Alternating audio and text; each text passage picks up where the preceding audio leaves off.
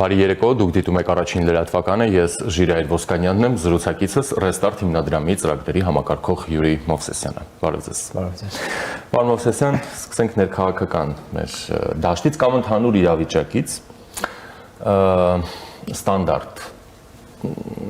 պետք է, այսպես ասենք, կառուցողականություն լինի, իրական բանավեճ, իրական օրակարգեր։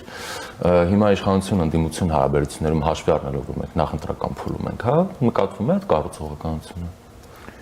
Դա մի քիչ դժվար է պնդել, որ կառուցողականություն կա, բայց դաշտում նոր դերակատարներ են հայտնվել, դուք էլ լավ գիտեք, կարծում եմ մեզ դիտողներն էլ, որ գործող իշխանության կարելի ասել ընդդիմադիր դաշտում հավակնորդ է համարվում, միակ որ մրցակից կարող է հանդիսանալ մեր ձևով շարժումը։ Կարծում եմ շարժման ի հայտ գալուց հետո շատերը ասում էին, այ որ իրենք մի քիչ նոր մեթոդներ կկիրառեն, ավելի շատ բովանդակային դաշտում կփորձեն մրցակցել իշխանության հետ, բայց մենք տեսնում ենք, որ այնուամենայնիվ այդ տարբեր հայտարարությունների նույնիսկ մասկուլին դրսևորումները ցույց է տալիս, որ ինչպես 2021 թվականին այս անգամ մենք եւս կունենանք ոչ թե բովանդակային կառուցողական բանավեճերի շղթայով արտացոլված քարոզարշավ, մրցակցություն, այլ մենք կունենանք ավելի շատ անվանարկություններ, շատ հաճախ իրական այն օրակարգերը, որ մարդկանց անհանգստացնում են կգտնվեն լուսանցքում, այսինքն շատ իրականում կարևոր օրակարգեր կմարգինալացվեն, որովհետեւ գործող իշխանությունը ցանկանում է, որ այդ իրական օրակարգերը որոշակիորեն ստվերվեն, որովհետև իրականում շատ կարևոր ոլորտներում իրենք այդքան էլ չունեն ձեռքբերումներ, իսկ իհարկե ընդդիմադիր դաշտում գործող հիմնական դերակատարներն էլ շահագրգռված չեն այդ իրական օրակարգով, որովհետև մենք տեսնում ենք, որ նրանք ունեն ահռելի ռեսուրսներ եւ իրենք համաձայն են այդ իշխանության օրակարգին, որ եկեք ռեսուրսների միջև պայքար ձևավորենք եւ ըստ էության մենք ունենալու ենք էլի նույն տիպի ընտրություններ, երբ որ ոչ թե օրակարգերը բովանդակային բանավեճերն են ահռելի լինելու իրենց ներկայությամբ, այլ ավելի շատ ռեսուրսների միջև պայքար է ընթանալու եւ կարծես թե բոլոր կողմերն հանդես են գալիս այդ դիրքերից եւ որևէ խտրություն չեն դնելու ռեսուրսների կիրառման տեսանկյունից ու այստեղ իհարկե քանի որ մենք դեռ 2026-ից հետո ենք շարունակելու ապրել Հայաստանում, մեզ համար իհարկե կարևոր է, որ հայկական ժողովրդավարությունը նվազ կորուստներով դրսևորվի 2026 թվականի նախընտրական շրջանում։ Իհարկե մյուս կարևոր նաև գործոն այն է, որ ի տարբերություն 2021-ի ու դրա նախորդ ընտրությունների, կարծես թե ընտրապայքարը ավելի վաղ է սկսվել, ինչը նշանակում է, որ մենք դեռևս նոր դրսևորումներ տեսնելու ենք այս առումով։ Շատ լավ, բայց առնվազն տարօրինակ է, էլի, եթե կան խնդիրներ, իսկ դրանք կան, ապա ինչու այդ խնդիրները չդարձնել օրակարգ, այդ խնդիրները չունեն հիմքում չունենալով ձևավորել օրակարգեր եւ մարդկանց գրավել դրանով այլ ռեսուրսով, հա, օրինակ, ինչու՞ն է այդ խնդրեմը մեր կամ ինչպես դուք նշեցիք, այդ մասկուլին խոսույթը, հա, չգիտեմ, նույն Քոչարյանն է դա ժամանակին առաջ տանում հիմա էլ հիմա մենք տեսնում ենք մեր ձևովի մոտից այնց ուժեղ բան, տղա բան, ինչ-որ բաներ։ Ինձ թվում է գործող քաղաքական ուժերը, այն հիմնական ուժերը, որ մրցակցելու են իշխանությունը վերցնելու համար, ինչու չեն այդ օրակարգերը առաջ բերում, որովհետև այստեղ գործ ունենք հստակ քաղաքական ինքնության հետ, երբ որ այդ օրակարգերը առաջ կան, մենք տեսնում ենք, որ գործող բոլոր քաղաքական ուժերը արդեն իսկ ժողովրդի ընտրազանգվածի ընդհանուր տեսանկյունից բոլոր արդեն նախկին են դարձել։ Գործող իշխանությունը արդեն շուրջ 8 տարի է կառավարում է, իսկ բոլոր այն ուժերը, որոնք հավակնում են այս իշխանությանը փոխարինեն, այս կամ այն կերպ կապված են նախորդ իշխանությունների հետ։ Այսինքն, երբ որ մեր տիպի խմբերը փորձեն ինչ-որ օրակարգեր ձևավորել, հնարավորինս փորձել են այդ խմբերին մարգինալացնել, որովհետև այդ օրակարգերի արծարծումը առաջ է բերելու մի կարևոր հանգամանք, մի կարևոր շեշտադրում, որ այս բոլոր օրակարգերում բոլոր իշխանությունները ունեցել են բազմաթիվ համակարգային սխալներ։ Ուղղակի, քանի որ 2026 թվականի ընտրությունը, ինչպես 2021-ի ընտրությունները էլի ինչ-որ չափով ճգնաժամային են լինելու, որովհետև ըստ էության 2026 թվականի ընտրություններով կանխորոշվելու է Հայաստանի թե արտաքին քաղաքական, թե ժողովրդավարական հետագիծը։ Մեզ կարող է դուր չգալ գործող քաղաքական ուժերի դասավորվածությունը, նրանց վերաբերմունքը ժողովրդավարական արժեքների, արտաքին քաղաքական հետագծի եւ այլնի վերաբերյալ, Բայց եթե ազնիվ գտնվենք բոլոր տեսանկյուններից է, թե Հայաստանի ժողովրդավարական ապագայի, թե Հայաստանի արտաքին քաղաքականության դիվերսիֆիկացման տեսանկյունից, մենք կրկին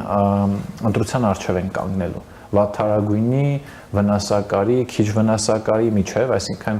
չկան այնպիսի ուժեր, որոնք համ ունեն ռեսուրսներ, համ էլ հանդես են գալիս այն դիրքերից, որ իրոք հասարակությունը ունի վստահություն, որ ժողովրդավարական բարեփոխումները ավելի մեծ թափով կշարունակվեն, Հայաստանի արտաքին քաղաքականության դիվերսիֆիկացիան ավելի մեծ թափով կշարունակվի եւ կարծում եմ այստեղ որոշակի նաև կոնկրետ օրակարգեր այնուամենայնիվ կան, բայց այդ օրակարգերը շատ լայն են եւ միևնույն ժամանակ նեղ են։ Մենք գիտենք, որ 2025 թվականի օգոստոսի 8-ը նոր իրականություն է բերել ներքաղաքական դաշտ։ Իհարկե այդ դափնիները ինչ որ չափով կարելի է համարել գործող իշխանությանը, բայց եթե ավելի նեղ ոլորտային հարցերի մեջ ենք խորանում, արհեստական բանականություն, կիսահաղորդիչներ եւ բազմաթիվ այն ներդրումների մասին, որոնք շատ հաճախ հնչում են, մի կողմից պետք է նշել, որ աստղերը շատ պատահականորեն մեզ համար դրական են ձևավորվել, այսինքն մենք հայկական սփյուռքում ունենք մարդիկ, ովքեր այդ ներդրումներ անող ընկերություններում են ներգրաված, Թրամփի արտաքին քաղաքականության որոշակի դրսևորում համընկել է մեր արտաքին քաղաքական առաջնահերթությունների հետ, չնայած նա որ մենք շատերս մտահոգություններ ունենք դրա հետ կապված, որովհետև նշվում էր, որ ԱՄՆ-ն գուցային չափով ներգրաված չլինի հայ-ադրբեջանական process-ում, ինչքանով որ նախկինում է եղել, եւ այս իրականության կոնտեքստում մարդիկ, ովքեր իրոք ուզում են, որ խաղաղության գործընթացը առաջ շարժվի, քիչ թե շատ հետընթացով ժողովրդավարությունը պահպանվի, իհարկե իրենց ձայնով նպաստելու են գործող իշխանության վերարտադրությանը, կամ էլ մարդիկ են գտնվելու, ովքեր իհարկե ձայն են տալու նաև այնպիսի հիմնականում արևմտամետ ժողովրդավարական արժեքներ կրող քաղաքական ուժերի, որոնք իհարկե այս պահին չունեն շատ մեծ ռեսուրսներ, ինչպես ընդդիմադիր շերտի այդ հիմնական դերակատարները եւ գործող իշխանությունը, բայց այդ ձայնով կարծում եմ ժողովրդի նաև մի հատված հույս է փայփայելու, որ գործող իշխանությունը չունենա, այսպես ասած, լիակատար վերահսկողություն ազգային ժողովում եւ գուցե այդ նոր դերակատարները, որոնք իրոք ժողովրդավարական արժեքներն են կիսում, Հայաստանի կոմպլեմենտար արտաքին քաղաքականության սկզբունքներն են կիսում, հայտնվեն ազգային ժողովում եւ ինչ որ չափով գործող իշխանության այս վնասարար գործողությունները ժողովրդավարության տեսանկյունից որոշակիորեն մեղմվեն, բայց եթե հունիսի սկզբին մենք այս հարցազրույց ունենանք այս թեմայով, այդ ժամանակ կարծում եմ հանրային կարծիքի թե ուսումնասիրությունների, թե մեր տեսանկյունից հանրային տրամադրությունների չափաբաժին ուսումնասիրելով կարող ենք ինչ-որ ավելի հստակ բաներ ընդգծել, որովհետև կարծում եմ գործող ընտրական համակարգը ձևավորել է մի իրավիճակ, որ մարդիկ նույնիսկ վախենում են իրենց անկեղծ քվեն տալ ինչ-որ քաղաքական ուժի, որովհետև կարող է այդ քվեն փոշիանալ։ Եվ նրանք վերջին պահին նախընտրում են կամ այս կողմ գնալ կամ այն կողմ գնալ, ինչը իհարկե վատ է, բայց կարծում եմ մյուս կողմից էլ ունենք այս իրավիճակը, պետք է դրա հետ ուղղակի հաշտ լինենք։ Իսկ օգոստոսի 8-ից հետո, եթե այսպես հանրային վստահության մասին խոսենք, հա, այդ վստահությունը ավելի ըստ ձեզ աճի թե նվազման միտում ունի, այսինքն օգոստոսի 8-ը ամրապնդել է իշխանությանը կամ նրա լեգիտիմությունը։ Ես թե կարող եմ այստեղ սուբյեկտիվ գնահատականներ տալ զուտին փորձի հիման վրա, թե նաև վերջերս առիթ եմ ունեցել մի շարք թե միջազգային թե տեղական գործընկերների հետ ծանոթանալ տարբեր հանրային կարծիքի ուսումնասիրությունների ու հետազոտությունների եւ իհարկե այստեղ պետք է պնդենք, որ թե զուտ փորձի, թե սուբյեկտիվ գնահատականների, թե հանրային կարծիքի տարբեր ուսումնասիրությունների հիման վրա, որոնք կարծում եմ առաջիկայում արդեն հրապարակային կլինեն, օգոստոսի 8-ը եւ ոչ միայն դա, նաև փոխնախագահի այցը, կոնկրետ հայտարարությունները, որ Հայաստանը ռազմատեխնիկական համագործակցություն է ստանալու, այսինքն խաղաղության դիվիդենդները կարծում եմ գործող իշխանության դիրքերը ամրապնդելու են, որովհետև գիտեք, որ հասարակությունում տարածված մի կարծիք կա, որ դե խաղաղությունը թղթի վրա չի կարող լինել եւ օգոստոսի 8-ից հետո, երբ որ ԱՄՆ փոխնախագահը արդեն ոչ միայն թղթի մասին էր խոսում, այլ կոնկրետ դիվիդենդների մասին, որ Հայաստանը կարող է ստանալ, կարծում եմ գործող իշխանության դիրքերը ամրապնդելու է, բայց կարծում եմ սրանով չի սահմանափակվելու գործող իշխանության այս խաղաղության գործընթացից ստանալիք դիվիդենդները։ Մենք առաջիկայում գիտեք, որ մայիսին կունենանք եվրոպական քաղաքական համայնքի գագաթնաժողովը Երևանում, այնտեղ իմ կարծիքով կլինեն հետաքրքիր ու տպավորիչ հայտարարություններ Հայաստան ԵՄ օրակարգի մասով, դա կարող է դրսևորվել թե զուտ հայտարարությունների տեսքով, թե նաև կոնկրետ ծրագրերի տեսքով, այսինքն գուցե հայտարարվեն կոնկրետ ֆինանսավորման, կոնկրետ չափեր, կոնկրետ ոլորտներում Հայաստանի դիմակայունությունը բարձրացնելու համար, ինչպես նաև վերջին շրջանում շատ են ազդակները գալիս այն մասին, որ գուցե մինչև նախընտրական քարոզարշավի վերջ մենք նաև նորություններ ունենանք Հայաստան-Թուրքիա սահմանի բացման տեսանկյունից ու գուցե նաև մի քիչ ավելի քիչ հավանական խաղաղության համաձայնագիրը ստորագրվի, բայց իհարկե դա չի նշանակում, որ դա կվերիֆիկացվի տարբեր ինստիտուտների կողմից, այսինքն կարելի է ասել գործող իշխանությունը հիմա փորձում է անել ամեն ինչ, որ մինչև ընտրությունների օրը իրենք ունենան խաղաղության ստորագրված համաձայնագիր եւ քաղաքացիներին հստակ հարցադրում տրվի։ Եթե ուզում եք այնպիսի իշխանություն ունենալ, որը ազգային ժողովում կունենա մեծամասնություն եւ խաղաղության համաձայնագիրը այդ բոլոր վերիֆիկացիոն փուլերը կանցնի, թե կուզենաք ուղղակի փաստաթուղթ, որը ստորագրվել է, բայց չի անցել համապատասխան վերիֆիկացիոն գործընթացները, սա իհարկե եւս մեկ անգամ ամրապնդելու է իշխանության դիրքը, որտեղ մարդիկ կարծելու են ու իրենց համոզմունք հաստատվելու է, որ եթե ընտրեն գործող իշխանությանը կամ կոնկրետ որոշակի քաղաքական ուժերի, որոնք օգոստոսի 8-ը կարևորում են, ապա խաղաղության process-ը ել ավելի առաջ կգնա եւ այն նարատիվը, որ եթե մեզ չընտրեք խաղաղություն չի լինի, առավել կամրապնդվի այդ նարատիվը եւ կարծում եմ, այո, գործող իշխանությունը փորձում է արշավի տեսքով տարբեր դիվիդենդներ ցույց տալով ժողովրդին համոզել, որ այո խաղաղությունը կա, խաղաղությունը պետք է խնամել, ինչպես իրենք են ասում, եւ ինչպես նշեցի, այս առաջիկա գործընթացները եւս մեկ անգամ կնպաստեն իշխանության դիրքերի ամրապնդմանը։ Այսինքն կարող ենք նաև ասել, որ արտաքին քաղաքական օրակարգերն են դոմինանտ եւ դոմինանտ լինելու, գուցե նաև մարդկանց ընտրության վրա ազդելու, հա, ոչ թե այդքան ներքին խնդիրներ եւ այլն, այսինքն հազար մի հարց կա սոցիալական, տնտեսական եւ այլն, բայց մենք կարծես թե շատ ավելի հակված ենք արտաքին օրակարգերը քննարկելով եւ հասկանալով սրա նրա դիրքավորումը, դիրքորոշումը, մոտեցումը, դրանով պայմանավորելով, հա, այս մարդը շատ կոպիտ ասած ինչպես կարող է տեսնել Հայաստանի զարգացումը, որովհետեւ եթե մենք տեսնում ենք տարբեր թեկուզ ուժերի կամ սուբյեկտների, որոնք գնում են, չգիտեմ, հարցազրույցների եւ այլն, հենց դոմինանտ մասը է դա էլի արտաքին, ասենք շատ կոպիտ ասած, հա, բաժանում ենք Ռուսաստանի եւ արևմուտքի կողմնակիցների միջև դաշտը։ Դե իրականում ես չեմ հիշում անկախությունից ի վեր որևէ ազգային մակարդակում ընտրություն, որ ունենա այսքան գեոպոլիտիկ տարածաշրջանային կոնտեքստ, ինչքանով որ մենք ունենանք 2026-ին։ Եթե հիշենք 2021-ի ընտրությունները, ինչի մասին էր այն, կոպիտ ասած, Ռուսաստանը նույնիսկ հոգել չէր տանում որևէ կերպ խառնվել Հայաստանի ներքին գործերի, որովհետև քիչ թե շատ իրավիճակը կառավարելի էր։ Կար իշխանություն, որ ասում էր նոյեմբերի 9-ը կարևոր փաստաթուղթ է եւ մենք դա իրականացնելու ենք, կար ընդդիմություն, որը ասում էր նոյեմբերի 9-ը կապիտուլյացիոն փաստաթուղթ է, բայց տարբեր գործոններով, տարբեր դեպքերով պայմանավորված նրանք համարվում են պրոռուսական դերակատար, այսինքն դաշտը 100%-ից վերահսկելի վիճակում էր գտնվում Ռուսաստանի տեսանկյունից։ Նույնը չէ հիմա իրավիճակը, ու մենք տեսնում ենք, թե արտաքին ինչպիսի միջամտությունների, ծավալ ու մեթոդների զինանոց կա այս պահին, եւ կարծում եմ մինչեւ ընտրություններ այդ զինանոցը կթարմացվի, ավելի կոշտ միջոցներ կլինեն, բայց միևնույն ժամանակ վերադառնալով սկզբնական հարցին, հասարակության խմբերին տարբեր թե երիտասարդներ, թե ավելի մեծահասակներ անցնող մի քանի տարիներին ավելի շատ մտահոգել է անվտանգության հարցը, որովհետև օբյեկտիվ, հա, հանգամանքներից ելնելով մենք եթե տեսնենք վերջին 4-5 տարիներին ինչ է տեղի ունեցել Հայաստանի սահմանների շուրջը, Լեռնային Ղարաբաղում, հետագայում դա շարունակվեց նաև տարբեր կերպ Հայաստանի տարբեր սահմանային հատվածներում, մարդկանց մոտ իհարկե եթե Մասլոուի բուրգի տրամաբանությամբ գնանք, առաջին էկզիստենցիալ խնդիրներն էին, բայց քանի որ արդեն օգոստոսի 8-ը իրավիճակ է փոխել, մարդիկ արդեն սկսել են մտածել տնտեսական հարցերի մասին եւ իհարկե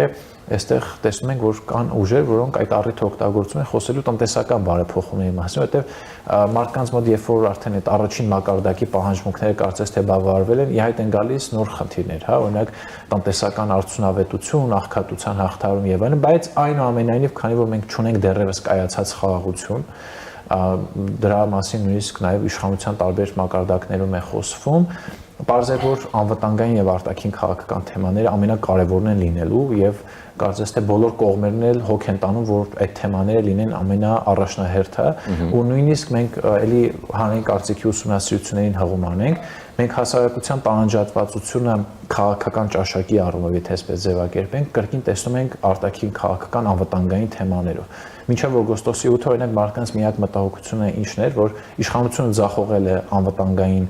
համակարգը պահպանելու, ուժեղացնելու տեսանկյունից, բայց օրինակ հաջողել է ճանապարհաշինության մեջ, որոշակի սոցիալական արդարություն է հաստատվել եւ այլն, չնայած նրան, որ նույնիսկ վերջին տարիներին մենք որոշակի հակառակ դրսևորումներ տեսնում ենք, հա մենք տեսել ենք, որ բիզնեսմենները կրկին վերադառնում են ազգային ժողով, սոցիալական անարդարությունը որոշակիորեն խորանում է, բայց դա այն ծավալի չհասնում, որ մարդկանց ավելի շատ դա մտահոգի, որովհետեւ իհարկե անվտանգային խնդիրները առավել մեծ են։ Միևնույն ժամանակ այս վերջին մի քանի ամիսներին իշխանության ամենաբարձր մակարդակից հնչող երբեմն համարձակ, երբեմն ռիսկային հայտարարությունները շատերի գնահատմամբ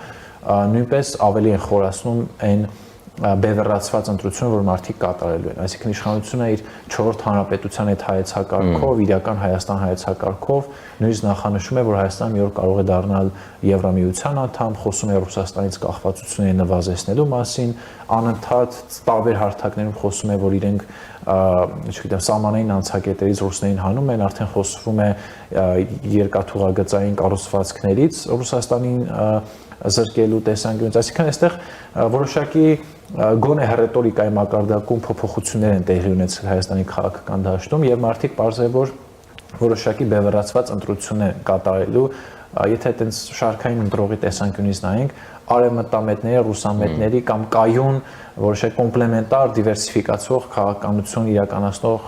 մարդկանց քաղաքական դերակատարների միջև ու իհարկե պետք է նշենք, որ իրականում էլի այս առումով ինչ որ չափով մրցակցային կարծիքներ կան հանրության շրջանում։ Դեռևս մարդիկ կան, որ մտածում են, որ դե բայց պետք չի Ռուսաստանի հետ թշնամանալ եւ այլն, եւ կարծում եմ իշխանությունը դա հասկանում է այդ ազդակը հասարակությունից եւ անդադ այդ մեսեջը տալիս է հասարակությանը, որ մենք Ռուսաստանը չենք ուզում թշնամանալ, մենք ուղղակի ասում ենք ձեր գործը արեք, իրենք չեն անում, մենք հետ ուրիշ գործընկեր ենք, այսպես ասած, փնտրում, եւ սա շատ ընկալելի ուղերձ է հանրությանը եւ այստեղ էլ կարող ենք ասել, որ այս խոսույթը, որ իշխանության կողմից գեներացվում, նույնպես շատ հանրային մեծ աջակցություն կարող է ունենալ։ Տեսեք, դուք օրինակ տնտեսությունը ասացիք, չէ՞, այդ թվում եւ այո, օրինակ մեր ձևով շարժումը առավելապես կենտրոնացած է տնտեսության վրա, բայց այնուամենայնիվ չկա տպավորություն, որ ամեն ինչ լղոզված է, հա, օրինակ տնտեսության մասով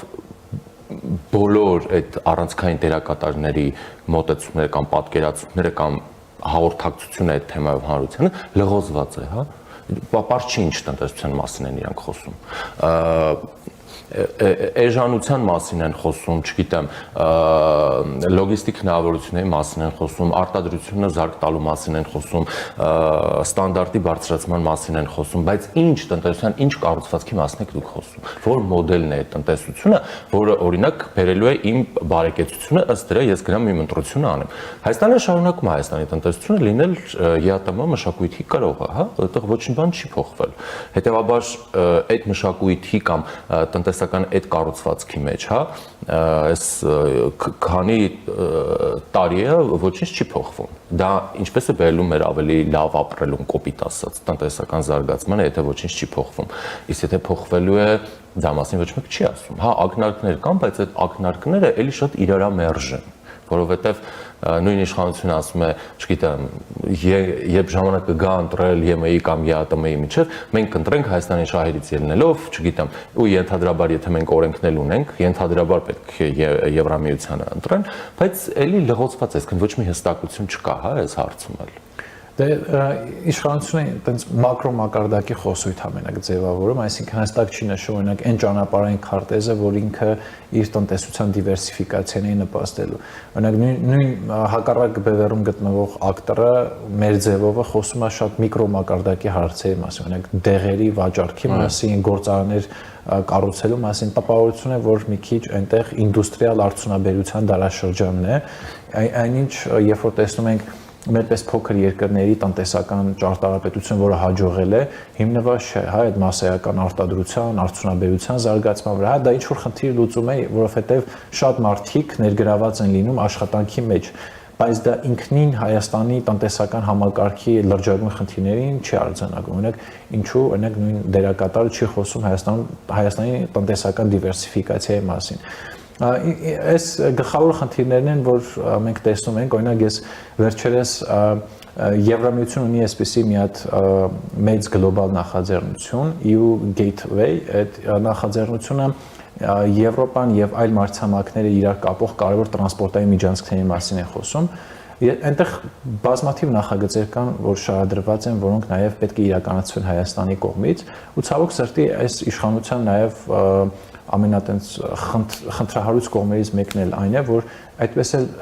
շարունակելով ավանդույթները, իրենք որևէ մեգա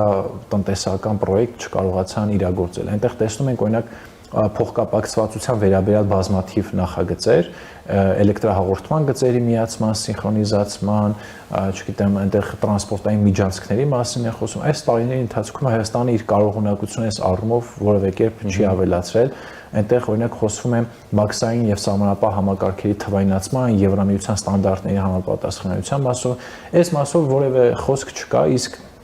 այդ ուսումնասիրության մեջ առանցքային հետեւյալ հարցն է. Հայաստանը տրանսկասպիան այս միջին միջանցքի օղակում միշտ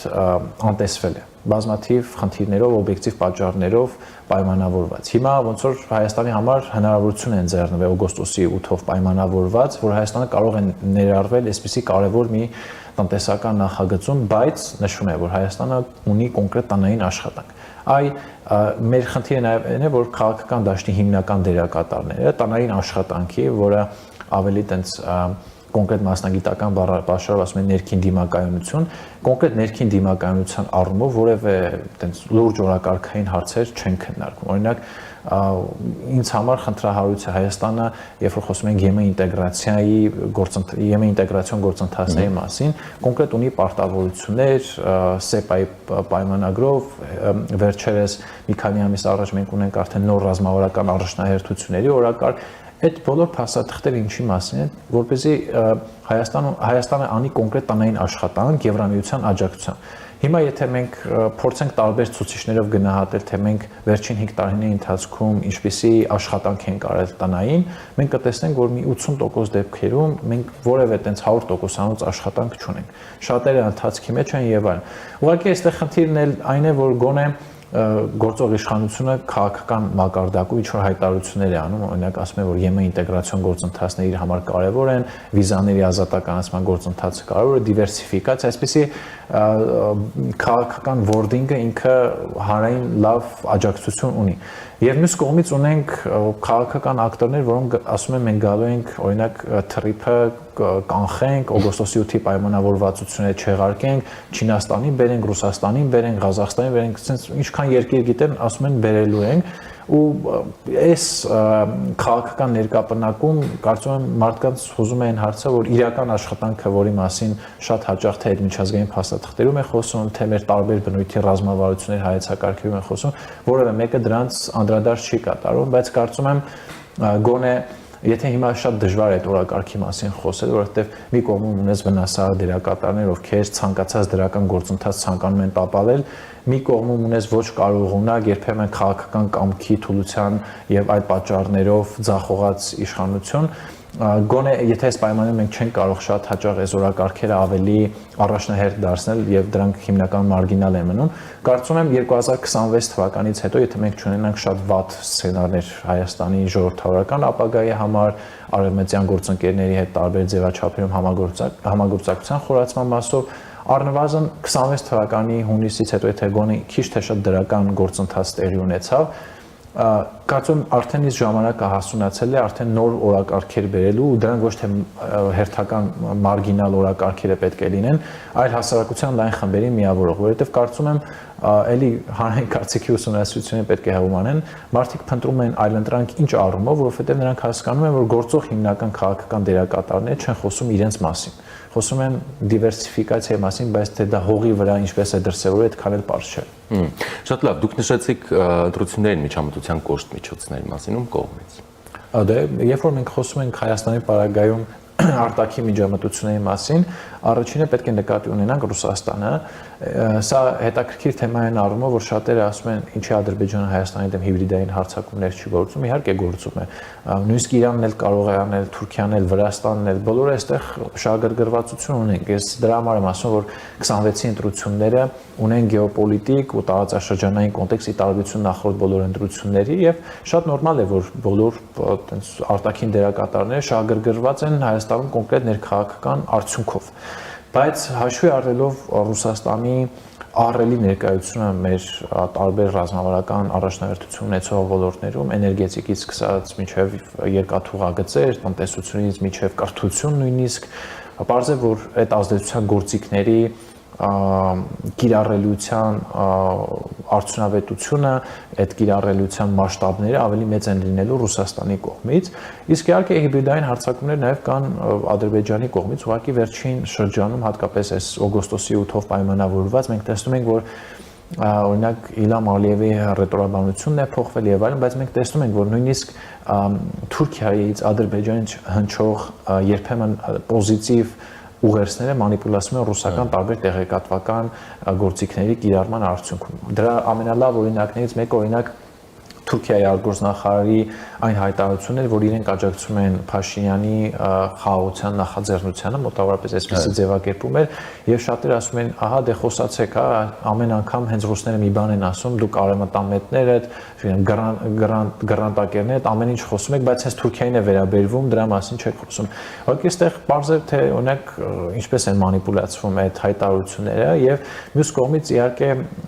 2020-ից մինչև հատկապես 23-24 թվականները Ալիևի ցանկացած հայատյաց հայտարարություն Հայաստանում ներքաղաքական ռեզոնանս էր առաջացնում եւ իհարկե դա չէր բխում գործող իշխանության շահերից իրական, եթե անկեղծ գտնվենք, որովհետեւ մի կողմից մենք խոսում ենք խաղաղության գործընթացի մասին, խոսում ենք, որ Լեռնային Ղարաբաղի հայերի համար պաշտպանության երաշխիքներ են փնտրում տարբեր երկրներում, մյուս կողմից մեր հարևան երկիրը հայտարարում է, որ ինձ պետք է տակ անխոչնդոտ միջազգ, ես որևէ մեկին չեմ տեսնելու, Լեռնային Ղարաբաղը Ադրբեջանը եւ վեր, իրենք պետք է ընդունեն ադրբեջանական անձնագրեր եւ այլն, եւ հասարակ մարդկանց համար հասկանալի չէր Հայաստանի իշխանությունների վարքագիծը։ Բայց միևնույն ժամանակ Ադրբեջանը Հայաստանում չունի, հա, կոնկրետ օրինակ, չգիտեմ, գրպանային քաղաքական դերակատարներ, զանգվածային լրատվության միջոցներ, որևէ ձևով մենք չենք տեսնում ֆինանսավորվող քաղաքական դերակատարներ Ադրբեջանից, Ադրբեջանը Հայաստանում տնտեսապես, ռազմականապես որևէ ձևով ազդեցության գործիքներ չունի, այսինքն շատ պարզ է, երբ որ ասում ենք արտաքին դերակատարներ, այստեղ ավելի շատ մեծամասամբ նկատի ունենք Ռուսաստանը։ Իսկ մնացյալ դերակատարները, արևմտյան գործընկերները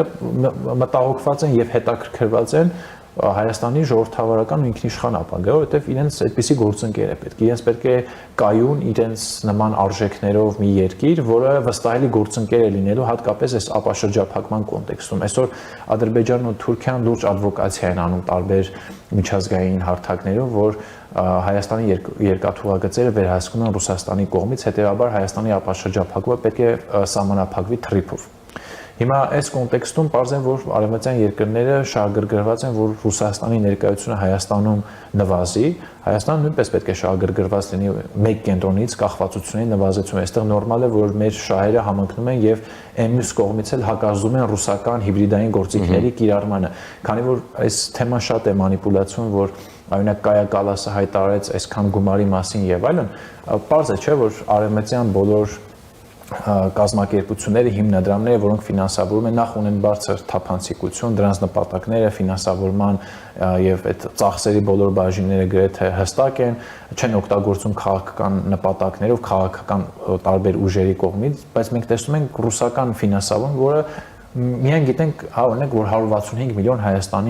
Հայաստանում ներքին գործերի միջամտության համար ուղղվելու է։ Ես շատ դժգոհ եմ մեր օրինակ զանգվածային լրատվության միջոցների մեդիա դաշտի աշխատանքից այն առումով, որ շատ հաճախ մենք տեսնում ենք հոդվածների հետաքննություններ, թե օրինակ քաղաքացիական պայմանագիրը ինչպես է շրջանցում տարբեր օրենքներ ֆինանսավորում գտնելու համար, ինչը շատ լավ է, որովհետև գործող իշխանությունը ամենակարևոր պատասխանատուն է քաղաքական դաշտում եւ նրան վերահսկելը քաղաքացիական հասարակության ու մեդիայի կարևոր առաքելությունն է, բայց երբ որ մենք խոսում ենք հիբրիդային պատերազմի, հիբրիդային գործիքների, արտաքին ֆինանսավորման մասին, մենք տեսնում ենք զերո հետաքննություն, թե ուր են այդ փողերը, բայց առնվազն ինպես մարդը, որը ունի լուրջ հետաքննական տենց գործիքներ, ունի փորձ եւ այլն, առնվազն ամեն օր լսում ենք, որ տարբեր քաղաքական ուժեր ֆինանսավորում են կոնկրետ խմբերի, վարձակալում են գրասենյակներ եւ կանխիկով են այդ ամեն ինչը իրականացնում եւ զարմանալի է, որ թե պետական ինստիտուտները դեռևս լուռ են այս առումով, իսկ քաղաքացիական հասարակության հատկապես մեդիայի աշխատանքը կարելի ասել շատ վատ մակարդակի վրա է այստեղ գտնվում, որտեղ արդեն անլուրջ է, երբ որ մենք անընդհատ խոսում ենք արտաքին միջամտությունների եւ ֆինանսավորման մասին, բայց գեթ մեկ ուսումնասիրություն չի եղել, ինչպես օրինակ եղավ Ռումինիայում, Մոլդովայում, Վրաստանում եւ այլն։ Շնորհակալություն։ Ես եմ շնորհակալ։ Զրուցակիցս Restart հիմնադրամի ծրագրերի համակարգող Յուրի Մովսեսյանն էր, մնացեք առաջինի հետ, կվերադառնանք րոպեներ անց։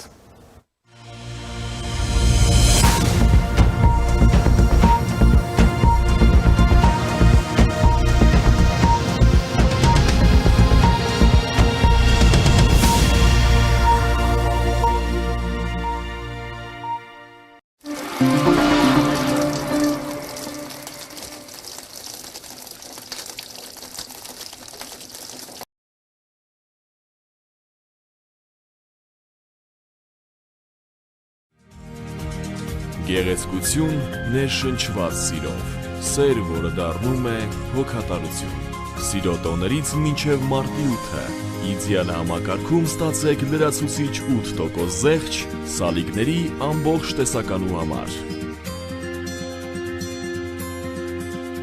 Իդեալ համակարգ,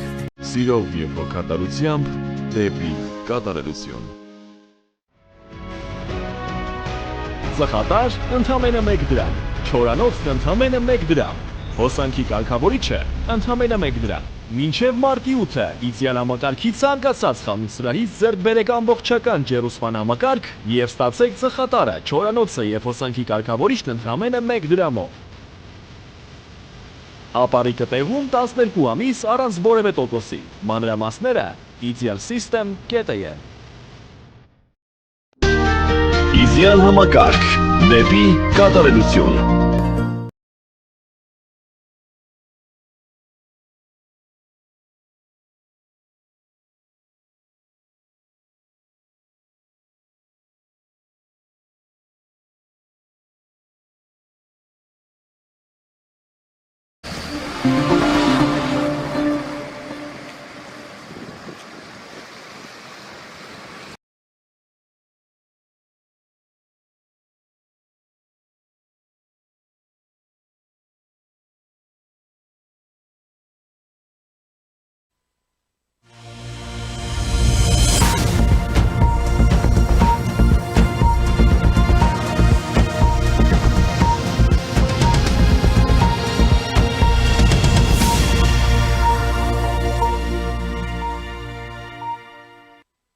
Շարունակում ենք աշխատել առաջինի եթերում, ես Ժիրայր Ոսկանյանն եմ, զրուցակիցս ռազմական փորձագետ, Ապրի Արմենիայի գիտաշխատող Լեոնիդ Ներսիսյանն է։ Ողջույն պարոն Ներսիսյան, շնորհակալություն միանալու համար։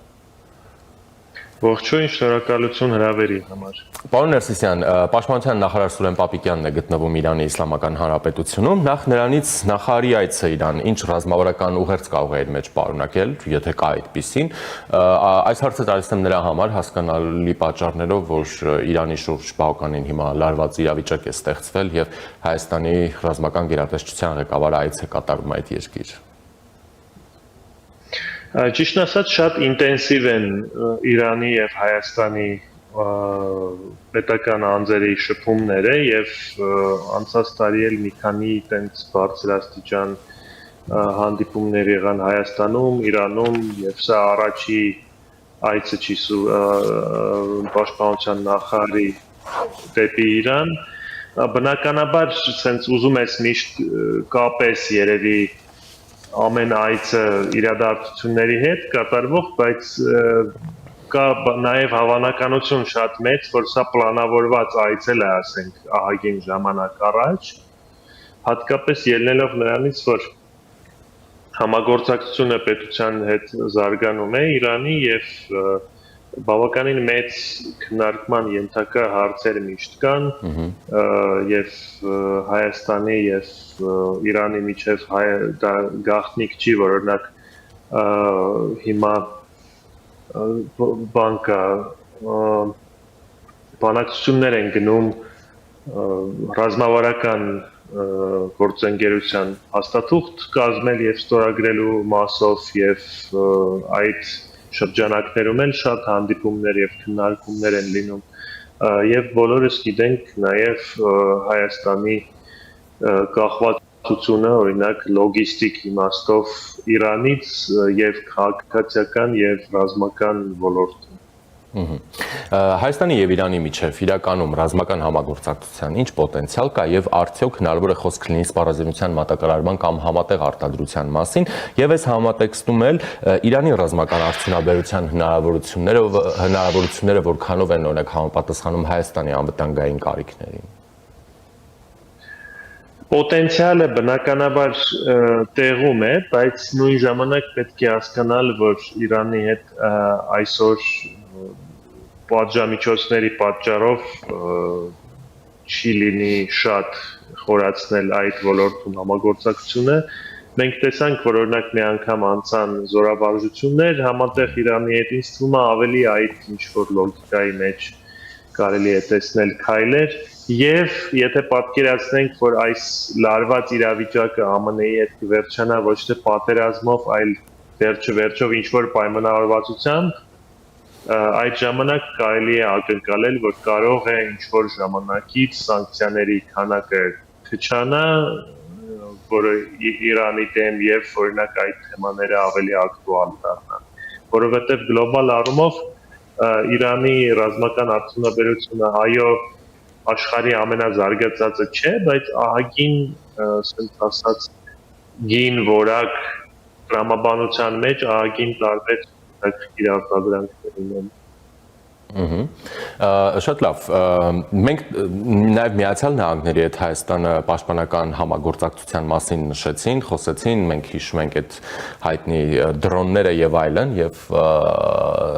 շատերի պնդմամբ դա կանաչ լույս է, որ Հայաստանը եւ ԱՄՆ-ն գուցե ռազմատեխնիկական համագործակցություն ունենան, այ Իրանի հետ այդպիսի համագործակցությունը կարող է արդյոք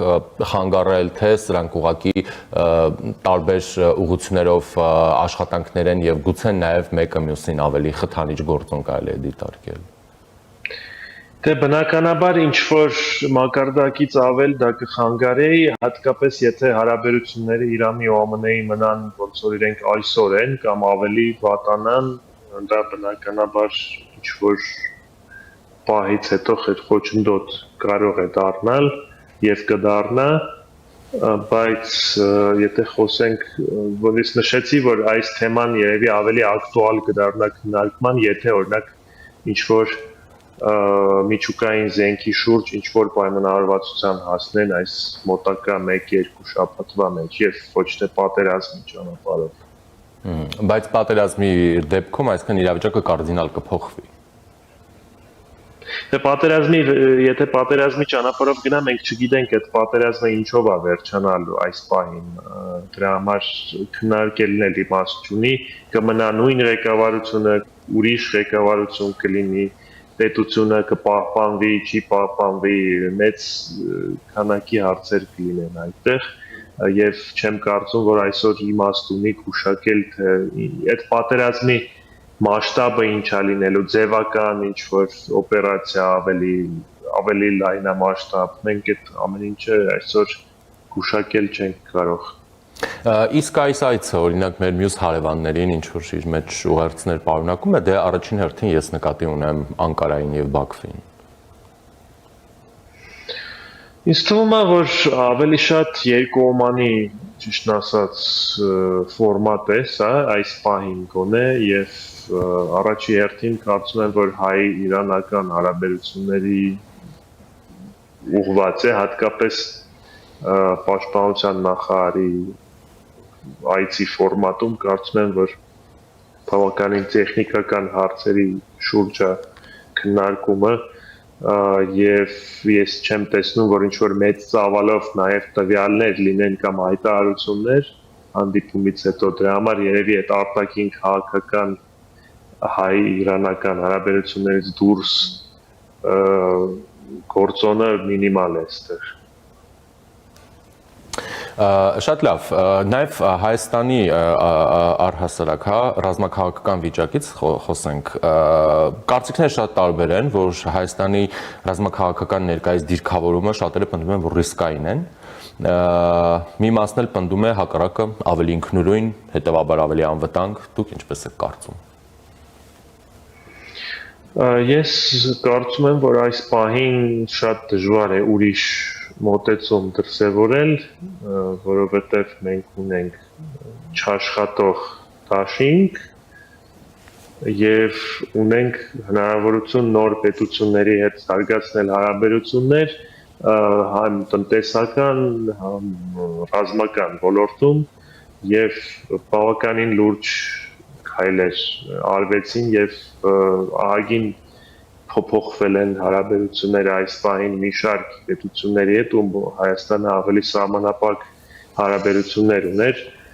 եւ այստեղ ԱՄՆ-ն էլ կարելի է նշել, Ֆրանսիան էլ, ԵՄ-ի ուրիշ պետություններ, Հնդկաստան, Իրան, նաև Չինաստանի հետ էլ ավելի թվում է բարենպաստ են հարաբերությունները այս պահին, դրա համար ինձ թվում է ընտրելու ինչ-որ հնարավորություն էլ շատ չկա այս պահին եւ ուրիշ ելք չկա բացի դիվերսիֆիկացիայից եւ գտնելու նոր ինչ-որ ֆորմատի Հայաստանի համար։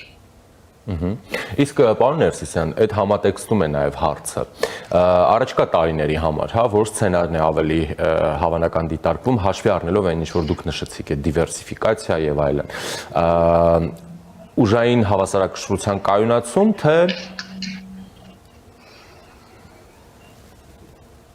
թե ինչ։ Էսկալացիա։ Դե բնականաբար էսկալացիան Հայաստանին հետաքրքիր չի եւ այս պահին միակ ճանապարհը դա վերականգնել մեր ուժերը եւ աշխատել նրա վրա, որ պատերազմ չլինի եւ ոչ թե որ չլինի, որովհետեւ չեն ուզում պատերազմ լինի, օրինակ պայմանական Ադրբեջանը, որտեղ պայմանավորվել ենք, որ ասենք խաղաղության պայմանագիր, այլ որտեղ նաև չկարողանա այդ սցենարը պատկերացնել։ Դրա համար համ բարեփոխումներ, համ գնումներ, համ մոտեցումների փոփոխություն եւ այդ ճանապարհով կարելի է ինչ-որ ժամանակ հետո գալ դեպի այդ կետ հասնել, երկարաժամկետ։ Ես ինչու նախ տվեցի այդ ռազմաքաղաքական մեր դիրքավորման մասին հարցը եւ ուժային հավասարակշռության կայունացում թե այլ տարբերակներ դիտարկել, որովհետեւ մենք տեսնում ենք, որ դաշտում տարբեր քաղաքական դերակատարների կողմից կան դիտարկումներ, որ ուժային հավասարակշռության վերականգնման, այդ բալանսի կայուն պահպանման համար անհրաժեշտ է առանցք Հայաստան, Իրան, Ռուսաստան ձևաչափով։ Ճիշտ ասած, այս պահին մենք ունենք պատմություն, երբ մենք Ռուսաստանի հետ աշխատել ենք 21 թվականին եւ դա չի աշխատել, հիմա պնդել կարելի է ինչ ուզում ենք, բայց մենք ունենք կոնկրետ փաստ, որ դա չի ստացվել եւ դրանից հետո ընդունվել են որոշումներ շարժվել այլ ճանապարհով եւ մենք տեսնում ենք շատ ավելի մեծ քայլեր եւ ավելի շատ աջակցություն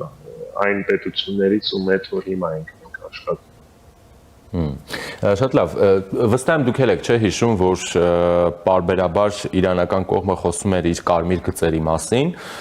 հետո մենք հիշում ենք հյուպատոսության բացումը, հյուպատոսի հայտարարությունները կամ հենց Իրանից տարբեր պաշտոնյաների հայտարարություն, որը մեր հանրության մեջ որոշակի, այսպես ասենք,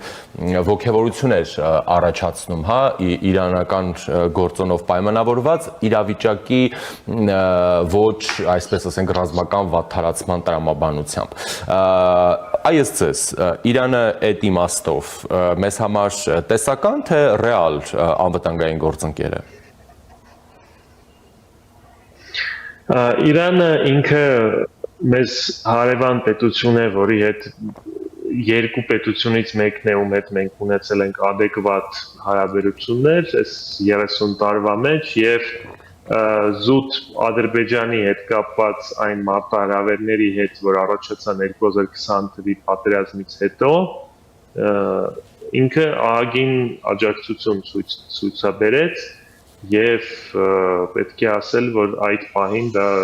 մեծ դեր ունեցավ 2021-22 թվականին դրա համար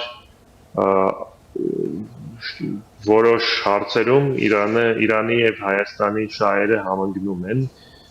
որոշ հարցերում երևի չեն համընկնում, բայց ինձ թվում է, որ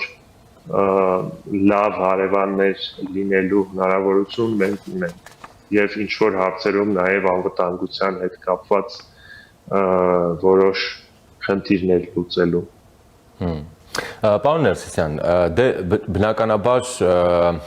ռազմական, ռազմատեխնիկական համագործակցություններ եւ այլն դրանք արվում են ըստ ենթադրաբար մեր ռազմական կամ ռազմաքաղաքական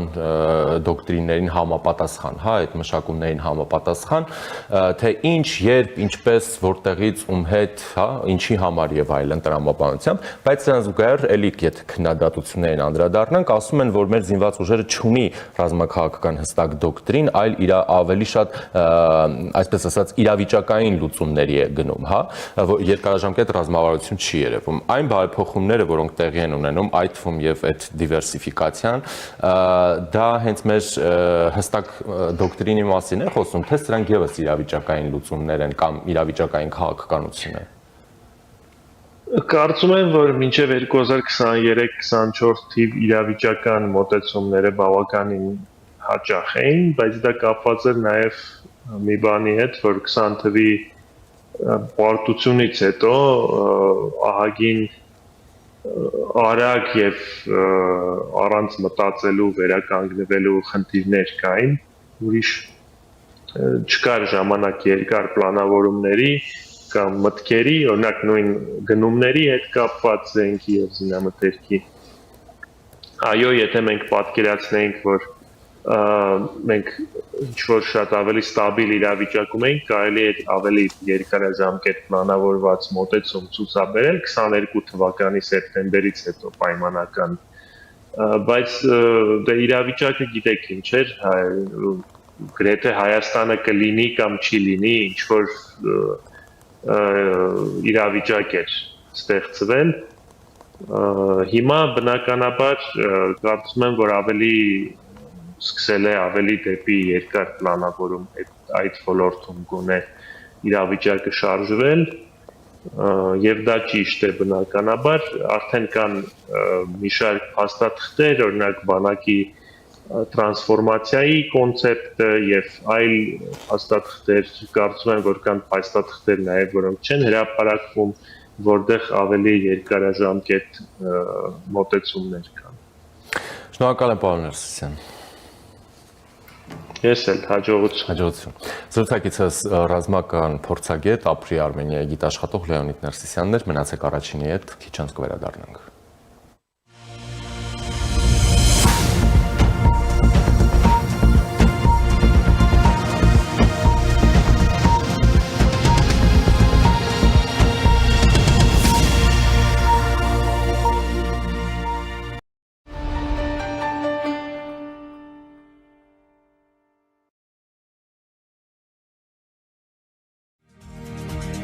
Գեղեցկություն ներշնչված սիրով, սեր, որը դառնում է հոգատարություն։ Սիրո տոներից մինչև մարտի 8-ը, իդեալ համակարգում ստացեք լրացուցիչ 8% զեղչ սալիկների ամբողջ տեսականու համար։ Իդեալ համակարգ, սիրով և հոգատարությամբ դեպի կատարելություն։ Ծխատար ընդամենը 1 դրամ, չորանոցն ընդամենը 1 դրամ, հոսանքի կարգավորիչը ընդամենը 1 դրամ։ Մինչև մարտի 8-ը իդեալ համակարգի ցանկացած խանութսրահից ձեռք բերեք ամբողջական ջերուսման համակարգ եւ ստացեք ծխատարը, չորանոցը եւ հոսանքի կարգավորիչն ընդամենը 1 դրամով։ Ապառիկը տեղում 12 ամիս առանց որևէ տոկոսի։ Մանրամասները idealsystem.am Իզիալ համակարգ դեպի կատարելություն։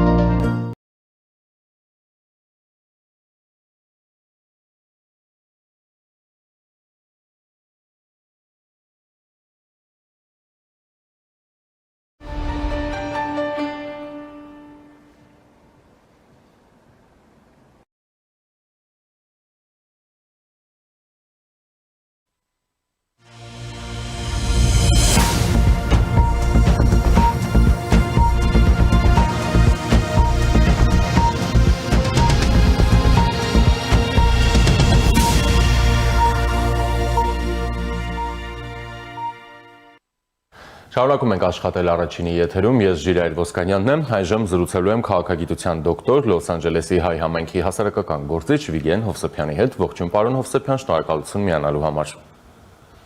Բարև ձեզ։ Պարոն Հովսեփյան, հայ-ամերիկյան օրակարգի մասին խոսելով սկսենք մեր զրույցը։ Այս օրակարգը ինչով է առանձնանում եւ ինչի մասին է ձեզ առհասարակ։ Գներեք ցայնի պարոն եմ, արձական կունեմ, շատ լավ չեմ լսում։ Հիմա լսում եք ինձ։ Հիմա շատ լավ։ Շատ լավ։ Պարոն Հովսեփյան, հայ-ամերիկյան օրակարգի մասին խոսենք եւ ձեր տպավորությամբ ինչի մասին է այդ օրակարգը։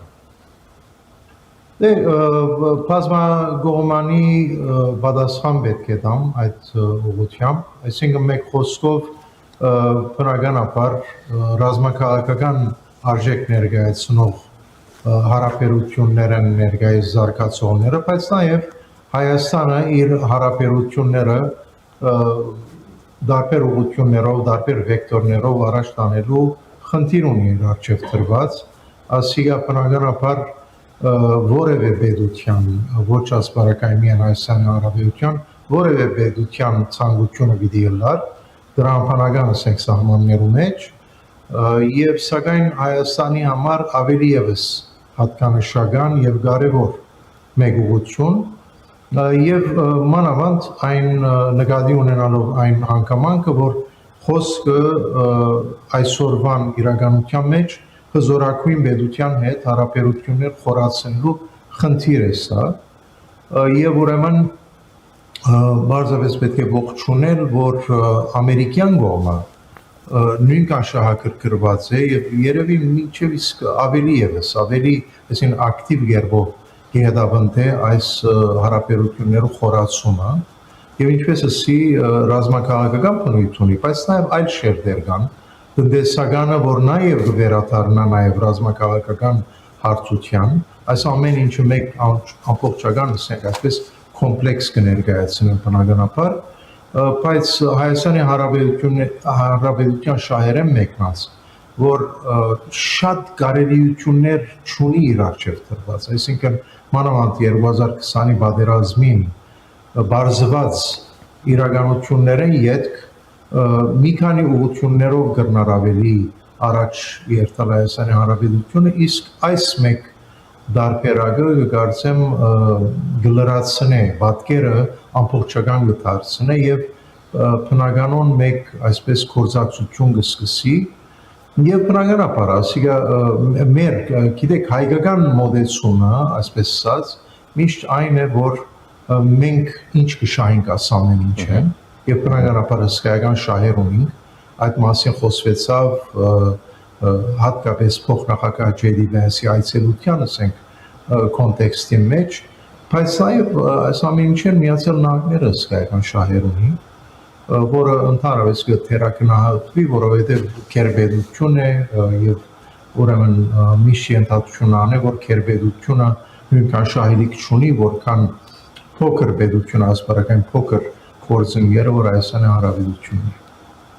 է։ Պարոն Հովսեփյան, ինչպես նշեցիք, հայ-ամերիկյան օրակարգը բավականին բազմազան է, պաշտպանական, տնտեսական, ենթակառուցվածքային, միջուկային, տեխնոլոգիական եւ այլն, բայց մենք նաեւ տեսնում ենք, որ ընդհանրական ասած հայ-ամերիկյան օրակարգը, ավելի խորը օրակարգը Ռուսաստանի կողմից է թիրախավորվում։ Դուք նշեցիք, որ սա մի հարաբերություններ են կամ մի գործակցություն է, որին շատ երկրներ ձգտում են, հաշվի առնելով նաև Միացյալ Նահանգների, այսպես ասենք,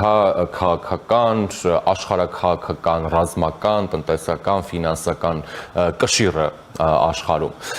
Ռուսաստանի կողմից թիրախավորումներին կամ Ռուսաստանի կողմից հնարավոր խոչընդոտներից ինչպես կարելի է այս օրակարգերը ապահովագրել։ Հարթ խնդիր է, այսինքն տեսեք, ես պետք է նաև խոստովանեմ, որ քիչ զարմացած եմ, որ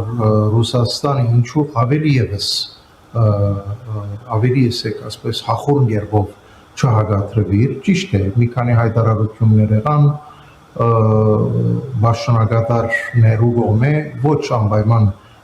նախագահ Պուտինի կողմէ, բայց ոմանց կողմէ եղան հայտարարություններ, նույն արտգործնախարար Լավրովի կողմէ որոշ զգուշացումներ եւ այլն, սակայն գիտեք ինչ է, այսօրվան դրվածքով մենք կտեսնենք, որ Ռուսաստանը ինքը իր շահերը մեկնած Միացյալ Նահանգներու ուշադրությունը կամ կորզակցությունը կհայցե։ Անշուշտ հատկապես խոսքը ռուս-ուկրաինական պատերազմի ղեկավարման մասին է։ Եվ կտեսնենք, թե ինչպես նույնիսկ Պուտինը գործե թիմել ասպարական նախագահ Թրամփին, բայց նաև Միացյալ Նահանգներու իշխանություններուն, որպեսզի ինքը նաև հարաբերություններ ցերցկե իրենց գործակցության։ Ուրեմն իրենց համար այսինքն Ռուսաստանի համար բարդ իրավիճակ է մեկ կողմը, որ մեկ կողմը ինքը գործակցությունուն հայցե կամ գործակցության որոշ ասենք թիմումներ կատարե, իսկ մյուս կողմեն հագարակի Հայաստան Միացյալ Նահանգներ հարաբերություններու խորացման հագարակադոր բնական բան է, այսինքն ռազմաքաղաքական առումով լրիվ ասենք տարածաշրջանը, բայց նաև հատկապես Հայաստանը եղած է ռուսական շահերու կոդի, չէ, աստեցության կոդի։ Եվ ուրեմն այս փոփոխությունները, որոնք շատ հատկանշական են եւ խորն են, ինչպես դուք նշեցիք, խորն են այս հարաբերությունները, որոնք 2020-21-ին սկսան նոր փուլ եւ տեսանք մինչեւ 2023 արդեն բավական լուրջ ներդրումներ սկսան կատարվել, արևդրական ասենք խորացումներ եւ այլն, եւ հիմա արդեն հասած ենք մեկ այլ հանգրվանի, որ ռազմաքաղաքական նաև երես կստանաս ամեն ինչը ավելի խոր գերբով։ Բայց նաև կան ուրիշ խնդիրներ, կա աբական, այսինքն աբական նաև պետք է սպասել տեսնել, թե ինչ կա այդ աբակայի մեջ, որովհետև մեզի կթվի, որ երբ կհետևիմ Հայաստանի ասենք վերլուծաբաններու արտահայտություններուն, այսպես ոստումներ կգնգալվին, բայց պետք է տեսնենք, որ այս վերջին դարիներու վրա գառուցված մեկ գործակցություն է, սկսավ ասենք սահմանային ոստիկանական որոշ ասենք տրեյնինգներով, պատրաստությամբ, անցավ AI-ի, այսինքն մեկ խոսքով բարձր տեխնոլոգիաներու մարզ, անցավ այլ մարզեր եւ այլն, եւ տեսանք, որ այս 1-2-3 համացայնակիրը, որը ընդհանրապես ասենք ատոմական ուժի համացայնակիրն է, որը նախնական 30-ով ներկայացվեցավ, ասիկա նաև պիտի հիշենք, որ J.D. Vance-ով չեկավ միայն, չէ, Բլինքենի, այսինքն Բայդենի օրոք վերջին կարծեմ մեկ ամսվան ընթացքին էր, երբ արդեն Թրամփը ընտրված էր, այդ ժամանակ Բլինքենը իր գործակցության, ասենք, այդ համացայնակիրը, նախահամացայնակիրը, որ ստորագրեց Արարատ Միրզոյանի հետ,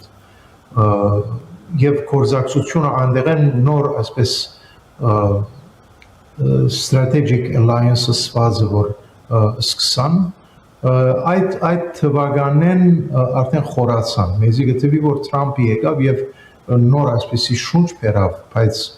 այս ամեն ինչը հատկապես Միացյալ Նահանգներու կողմէ թիթված, որոշ ասենք ժամանակի վրա արդեն թիդարգված եւ խորացած մեկ գործակցություն է։ Եվ աբական, ինչպես ասի, շատ կարևոր է։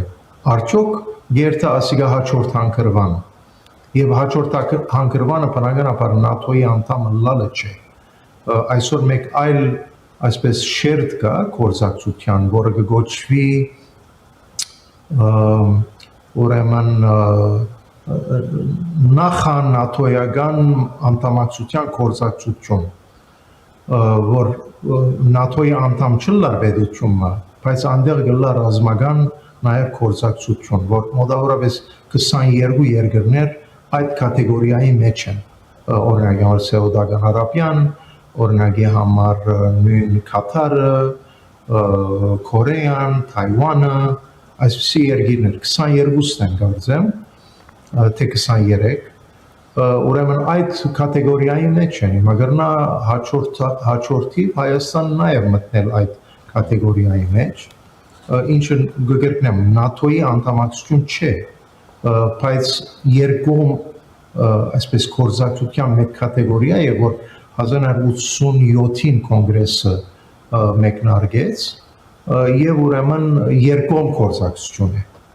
ՆԱՏՕ-ն բնականաբար միայն երկում գործակցություն չէ։ Եվ ուրեմն ես կակնկալեմ, որ հաջորդ ամիսներուն մինչև ասենք հաջորդ 2027-ը կարող է եւ այս իրականություն դառնա։ Այսինքն պարոն Հովսեփյան, ես ճիշտ հասկացա, Հայաստանը լինի ոչ ՆԱՏՕ անդամ, ԱՄՆ դաշնակիցը։ Այո, որովհետև ՆԱՏՕ-ի բարակային ռուսական գործակցությունը շատ ավելի կփարտացնի ամեն ինչ, այսինքն Ռուսաստանի հետ հարաբերությունները, որ մենք գիտենք, որ բացի եթե մեծ այսպես երկրաշարժային մագարտակով խնդիրներ պատահին հայ-ռուս հարաբերություններում մեջ, որ այս հանգրվանին ես չեմ ակնկալեր, սակայն եթե այդ չպատահեցավ, ուրեմն մեկ ուրիշ պետք է որ գործակցության մագարտակ ապահովվի, այսինքն խորացնելու համար հարաբերությունները եւ կարելի է այդտեղ չերտալ, բահել հոն ուր հիմա գա, բավական ասենք աշխատանք կա գդարվի, մենք գիտենք չէ, արդեն ամերիկյան դարբեր ընկերություններ սկսած են այցելություն տալ Հայաստան եւ հատկապես որոշ ասենք մարզեր, որոշ դեղեր դարբեր նկատառումներով, TRIP-ի առումով, այլ առումներով, AI-ի, այսինքն բարձր տեխնոլոգիաներով եւ սեմիկոնդուկտորներով ուղղությամբ եւ ամեն ինչը արդեն հաջորդ մի քանի տարիներուն համար կորց կհայթայթ է գործակցության առումով։ Եթե անշուշտ ինչպես ասի սկայացունց մեկ նորություն եղի չունենա, այսինքն հայ-ռուս հարաբերություններում չխորանան խնդիրները եւ եթե չխորացան խնդիրները, եթե այնտեղ մեկ այսպես նորություն չբադայեցավ, եթե այդ նորությունը բադայեցավ, ես կկարծեմ, որ Ամերիկայի հետ Միացյալ Նահանգներու հետ հարաբերությունները գդրուկ մեկ այսպես ոստում կարձանակրեն, որովհետև Միացյալ Նահանգները, որ իր հետևողականության մեջ չէ ջանցված, այդպես պետք է ընդունենք սա նաև։ Արևմուտք առասարակ, բայց Միացյալ Նահանգները կնկատվի որպես ոչ այնքան վստահելի գործընկեր,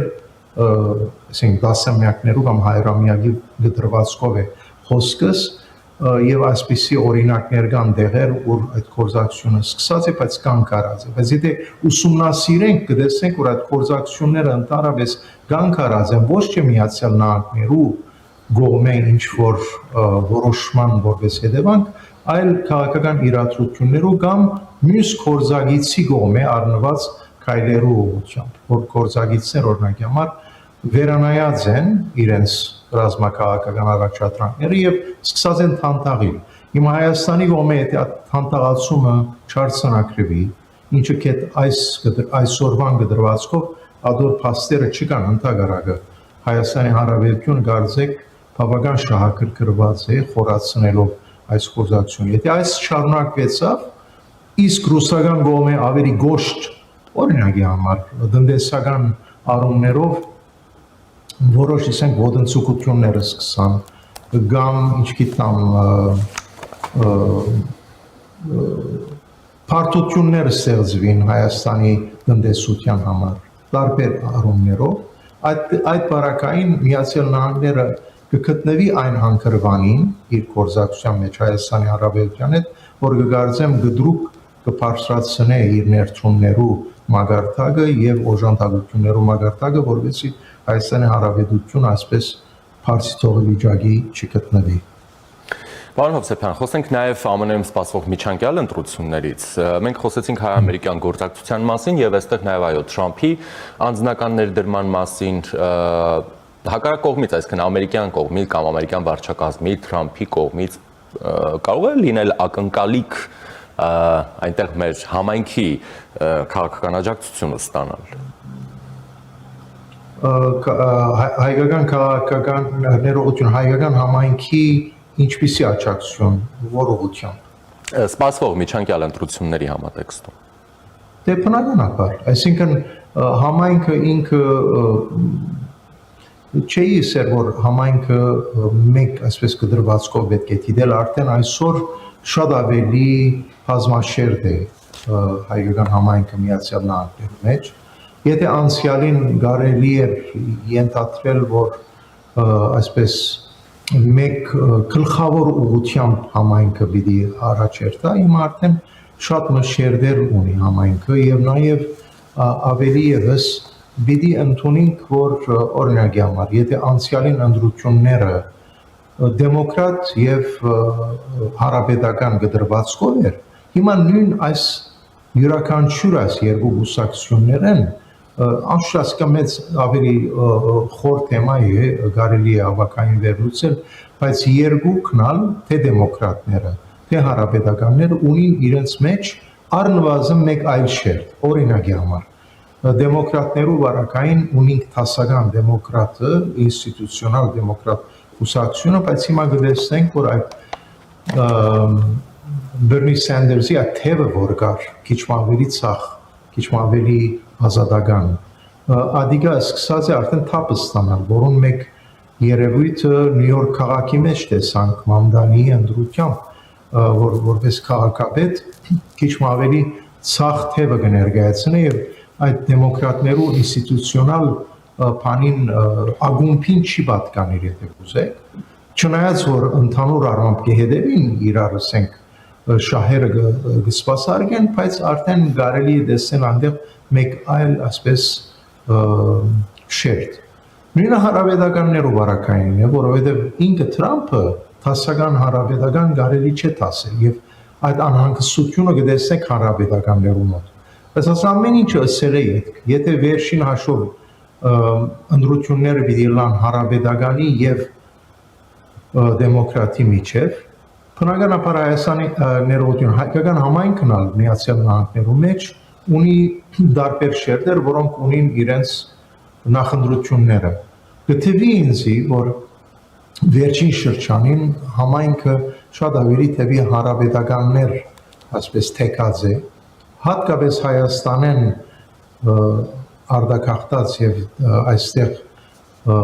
հաստատված համայնքը գրնամսել հատկապես առաջին սերունդը ավելի հարաբերական բաներ ունի, այսպես թեկումներ ունի, ավելի ռիփաբլիկան թեկումներ ունի պահպանողական, նոր սերունդի մասին ադիգա կարելի չի ասել, որովհետև նոր սերունդի մեջ կտեսնենք քիչ ավելի թեպի նաև դեմոկրատներ, քիչ ավելի ազատական նաև թեկումներ, բայց վերջին առումով ես կկարծեմ, որ պիտի Հայաստանի Հանրապետության շահերը բավական լուրջ ձևով քերագշիրը լան հայկական համայնքի ասենք կատարելի կնդրություններում մեջ։ Հլա դիգա գազམ་ագերված համայնք, ադլա հայեր անհադապար վստահ եմ, որ այդ ամեն ինչը իրենց թերը պիտի մնա։ Շնորհակալ եմ շատ պարոն Հովսեփյան։ Խնդրեմ, շնորհակալ եմ ձեզ։ Զրուցակիցս քաղաքագիտության դոկտոր Լոս Անջելեսի հայ համայնքի հասարակական գործիչ Վիգեն Հովսեփյանն էր։ Ես Ժիրայր Ոսկանյանն եմ, մնացեք Առաջինի հետ։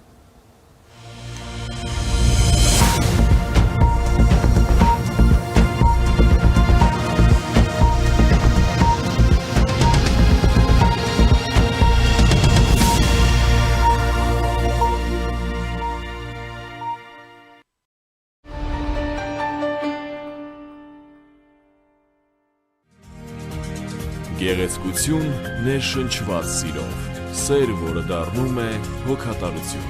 Սիրո տոներից մինչև մարտի 8-ը, իդեալ համակարգում ստացեք լրացուցիչ 8% զեղչ սալիկների ամբողջ տեսականու համար։